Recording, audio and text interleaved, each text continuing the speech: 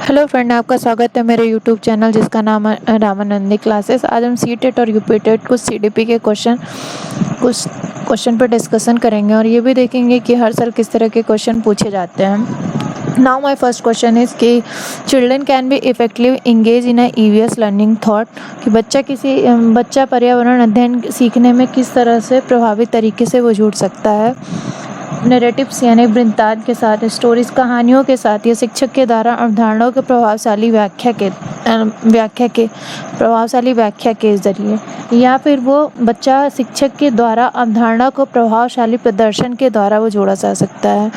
तो शिक्षक के एक्सप्लेनेशन और प्रभावशाली प्रदर्शन का तो कोई यहाँ पे मतलब बनता ही नहीं है, क्योंकि जब तक बच्चे को कोई चीज़ समझ में नहीं आएगी, किसी चीज़ के बारे में से डिटेल नहीं पता होगा, स्टोरीज़ के माध्यम से उसे चीज़ें समझ में नहीं आएंगी, तब तक बच्चा चाइल्ड डेवलपमेंट के साथ नहीं जुड़ सकता है। तो इसलिए हमारा पहला और दूसरा ही सही होगा, बाकी दो गलत होंगे ना। इज कि which of the following principle of learning is a following in EVS, कि बच्चा लर्निंग के सिद्धांत में ईवीएस को वो किस तरह से, एनवायरनमेंट को कैसे जान सकता है। अज्ञान से ज्ञान की तरह, ज्ञान से ज्ञान की तरह, या ग्लोबल लैंग्वेज, या फिर उसकी स्थानीय भाषा मतलब जो उसकी वैश्विक भाषा है उसके ज़रा, या फिर अमूर्त से मूर्त, मतलब किसी चीज़ को वो अमूर्त से मतलब जिस चीज़ को वो छू सकता हो या नहीं छू सकता हो, तो छूने या ना छूने के कंडीशन में। तो ये तो अननोन टू नो हो ही नहीं सकता, क्योंकि अगर हम बच्चे को पहले ही बता देंगे तो हमें क्या पता होगा कि बच्चे को क्या चीज़ है, क्या पता है क्या नहीं। ग्लोबल टू लेकर अगर हम उसके लैंग्वेज में बात भी करेंगे या फिर उसको उसके तरीके से समझाएंगे भी, तो भी बच्चे को नहीं समझ में आएगा, क्योंकि उसे चीज़ों को जब तक हम महसूस नहीं होगा, हमें पता नहीं होगा कि बच्चा कैसे जानता है कैसे नहीं, तब तक हम उसे नहीं समझा सकते। तो इसलिए अननोन टू अननोन की ही तरफ होगा, क्योंकि बच्चा ज्ञात से अज्ञात की ही तरफ बढ़ता है, ना कि ज्ञात से ज्ञात की तरह। वैश्विक या फिर ये अमूर्त से मूर्त। मूर्त अमूर्त का मतलब तभी होता है कि आप किसी चीज़ को छू सकते हैं, महसूस कर सकते हैं। पर्यावरण एक ऐसी चीज़ है जो आप छू भी सकते हैं, नहीं भी छू सकते हैं, लेकिन आप इसे समझ नहीं सकते हैं बिना चीज़ें जाने हुए।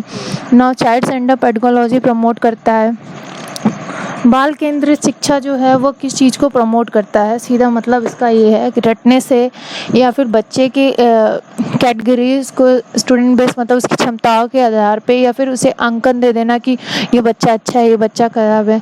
Exclusive Reliance in the text book, on the text book, कि उसको बुक को बस टेक्स्ट बुक उसको रटना, या बच्चे के एक्सपेरिमेंट से। तो रोट मेमोराइजेशन हो सकता है, रट करते वो कभी सीख नहीं सकता, लेबलिंग कर नहीं सकता, चीज़ों को हम टेक्स्ट बुक के माध्यम समझा नहीं सकते। उसको ये चीज़ दे सकते हैं कि बच्चा अपने खुद से करके सीखे। जब तक बच्चा खुद से करके नहीं सीखेगा तब तक वो कोई चीज़ नहीं सीख सकता है। नाउ फोर्थ क्वेश्चन है हमारा कि चिल्ड्रन लर्न इफेक्टिवली व्हेन, बच्चा किसी चीज़ को कैसे सीखता है। तो बच्चा किसी चीज़ को तभी सीखेगा जब वह किसी चीज़ की याद करके, कभी नहीं सीख ही नहीं सकता है। कॉपी का सीधे जो टीचर बोर्ड पे लिख रहा हो उसे भी वो लिख के नहीं सीख सकता है। बच्चा किसी चीज़ में पार्टिसिपेट एक्टिविटी के साथ, हाँ ये चीज़ हो सकता है। The teacher fully control everything that, अगर टीचर किसी बच्चे को अपने कंट्रोल में रखेगा तो बच्चा वो लर्निंग कहाँ से सीख पाएगा, तो ये भी नहीं हो सकता। तो आपका ये थर्ड जहाँ तक है ये सही है।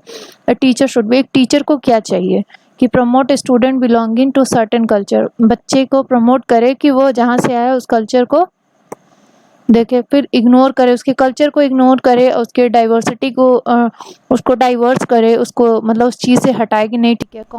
The respect value of all culture, classroom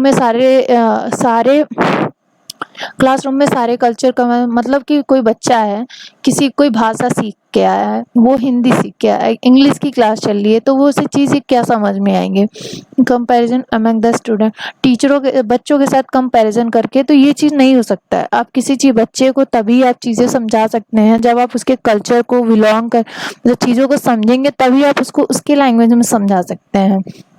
और ये हमारा एनसीएफ 2019 के कैरिकुलम में भी शामिल है कि बच्चा जिस लैंग्वेज में सीखना चाहे उस लैंग्वेज में हम उसे पढ़ा सकते हैं, इंग्लिश और हिंदी कंपलसरी नहीं है। नाउ द सिक्स क्वेश्चन है इसकी, children should be question in the class, कि बच्चे को क्या चाहिए। जब टीचर से कोई क्वेश्चन पूछे तो क्या चाहिए उस वक्त, तो बी डिस्करेज टू आस्क, मतलब बच्चे को मना कर देना चाहिए, उसका मन गिरा देना चाहिए, उसे अलाउ नहीं करना चाहिए, उसे रोक देना चाहिए या इनकरेज करना चाहिए। तो हम इनकरेज कर सकते हैं। जब तक बच्चा किसी चीज़ को पूछेगा नहीं, वो जानेगा कैसे कि क्या चीज़ सही है क्या गलत है। तो हमेशा बच्चे को क्वेश्चन में सीखना चाहिए। अधिगम का सबसे अच्छा तरीका है कि जब तक आपके दिमाग में कोई क्वेश्चन नहीं आता तब तक आप कोई चीज़ पढ़ नहीं सकते हैं। तो ये इनकरेज सबसे अच्छा तरीका है। नाउ जेंडर, ये जेंडर क्या है? फिजिकोलॉजी है, फिजिकोलॉजिकल है, सोशल है, इकोनॉमिक्स है, सामाजिक है या फिर आर्थिक है। ये एक बायोलॉजिकल डिटरमाइन है। जेंडर रूढ़िवादिता भी इसी की तरफ से क्वेश्चन आते हैं। जेंडर के हर साल 1 या 2 क्वेश्चन हमेशा पूछे जाते हैं। तो आप इसके जितने भी क्वेश्चन होंगे, जितने क्वेश्चन होंगे, वो आप लगाने की खुद से कोशिश कीजिएगा। जहाँ भी जिस क्वेश्चन में पक्षपात या किसी भी चीज पे आता है, तो आप उसे पक्षपात को मत कहिएगा। जब तक आप पक्षपात लेंगे तो आप किसी क्वेश्चन को सही नहीं होगा।